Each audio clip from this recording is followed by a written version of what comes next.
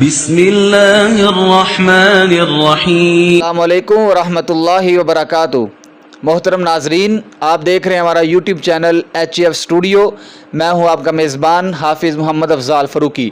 آج ہمارے ساتھ موجود ہیں عظیم باپ کا عظیم بیٹا، میری مراد محترم جناب حضرت مولانا حافظ عتیق الرحمن پسروری صاحب۔ آج ہم ان سے بات کرتے ہیں سوشل میڈیا پہ جو آپ دیکھ رہے ہیں موجودہ حالات، ایک ایسا واقعہ جو ایک فتنے کی شکل اختیار کر چکا ہے، اس کے بارے میں محترم حافظ صاحب کا رد عمل کیا ہے، آئیے انہی کی زبانی سنتے ہیں۔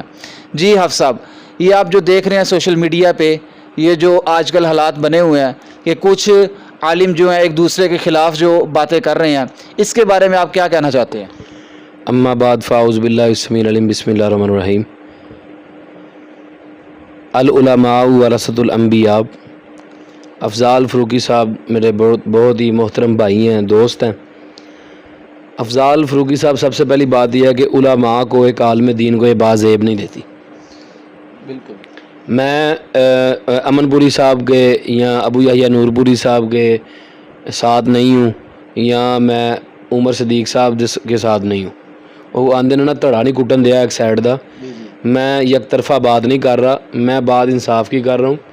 ایک عالم دین کو یہ بات عیب نہیں دیتی کہ جس ٹیبل کے اوپر قرآن رکھا جا رہا ہو، جس ٹیبل کے اوپر حدیث پڑھی ہو، جس ٹیبل کے اوپر یقیناً امن پوری صاحب وہاں پہ بیٹھ کے پڑھاتے بھی ہوں گے، بالکل کبھی کبھار، چلو روز نہیں، کبھی کبھار تو پڑھایا ہوگا، وہاں پہ قرآن بھی پڑھے ہوں گے۔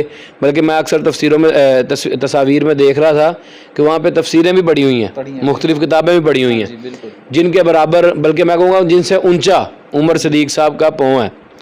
تو میں یہ کہوں گا عمر صدیق صاحب میرے سے علم میں بھی بڑے ہیں، عمل میں بھی، عقل میں بھی بڑے ہیں، لیکن یہاں پہ آ کے پتہ نہیں ان کی عقل جو ہے وہ گم ہو گئی تھی جو انہوں نے یہ کام کیا ہے۔ دیکھیں نبی علیہ السلام نے فرمایا جب بھی کسی کے گھر جائیں 3 دفعہ دستخط دیں، بالکل، اور اگر آگے سے رسپانس نہ آئے تو آپ واپس آ جائیں۔ بالکل۔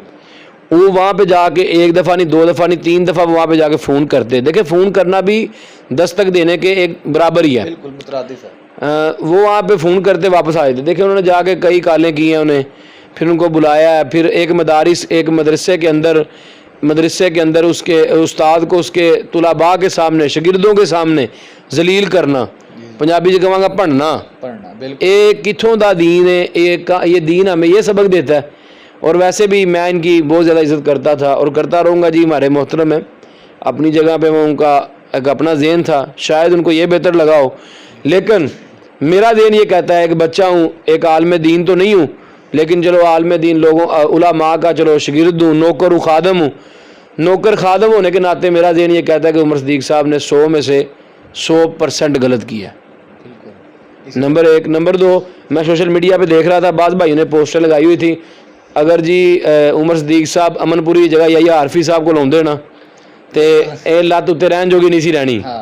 تو یہ بات میں اس اتفاق کرتا ہوں کیونکہ میرے وہ استاد ہیں یا عارفی صاحب، یہ ٹانگ کبھی انہوں نے یا عارفی صاحب کے سامنے اوپر کی ہوتی تو میں دیکھتا کہ یہ کیسے یہاں سے سلامت جاتے، یا پھر شاید کبھی ٹانگ اٹھانے کے قابل ہی نہ رہتے، ٹانگ اٹھانے کا ٹانگ نیچے کرنے کے قابل نہ رہتے۔ بالکل۔ یہاں پہ جو ٹانگ انہوں نے جو جس طرح معاملات ہیں، بالکل یہ ایک جس طرح کہہ لیں عالم دین کو ایسی بات زیب نہیں دیتی۔ اور پھر ٹانگ اوپر کر کے انگوٹھے دکھاتے رہے ہیں، ہاں جی، انگوٹھے بھی دکھاتے رہے ہیں ٹانگ اوپر کر کے، اور کہا جا رہا ہے میں تیرے کہن تے میں لات نہ تھلے کراں۔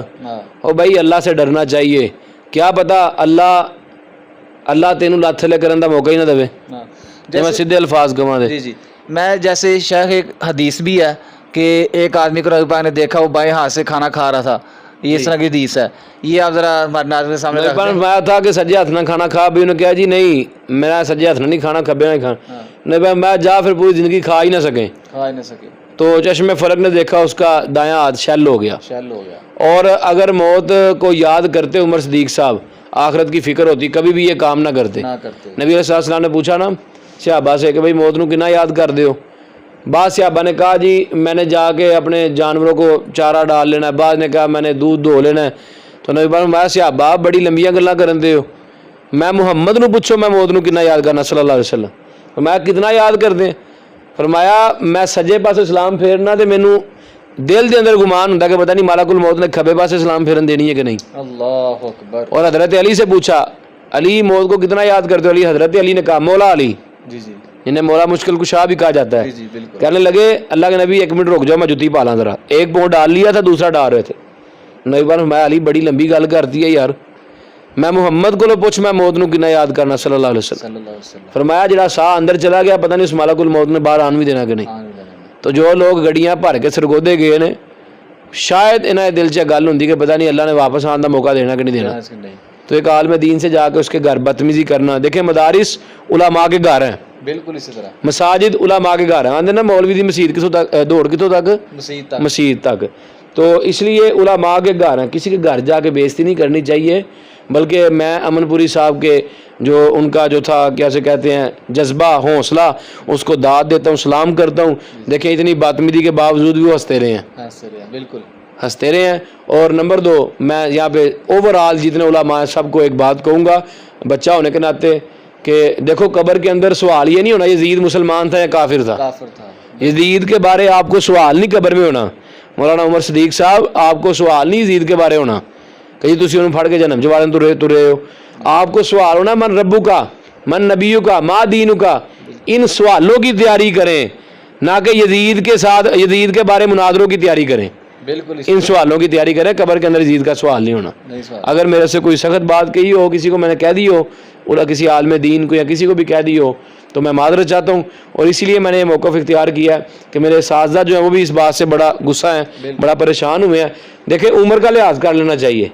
نبی علیہ السلام کی سیرت ہمیں یہ بتاتی ہے اگر کوئی غیر بھی آیا نبی پاک نے اپنی چادر اپنی کملی اتار کے اس کے قدموں میں بچھائی ہے. بالکل اسی طرح ٹھیک ہے.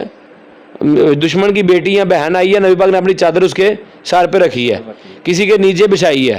تو اس لیے دین ہمیں اس چیز کی اجازت نہیں دیتا کہ ہم اپنے سے بڑے کے ساتھ بدتمیزی کریں، اس کے ساتھ جا کے بد زبانی کریں، بد کلامی کریں اور اسے تو کر کے بلائیں.